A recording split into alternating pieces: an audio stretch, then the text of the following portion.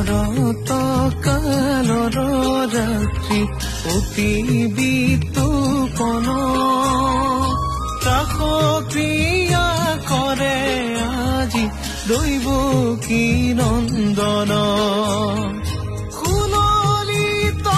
ধ্বনি কৰি বজাই মোহন বেণু সুললিত ধ্বনি কৰি বজাই মোহন বেণু বৃন্দাবনে গোপীৰ সংগে নাচে কৃষ্ণ কানু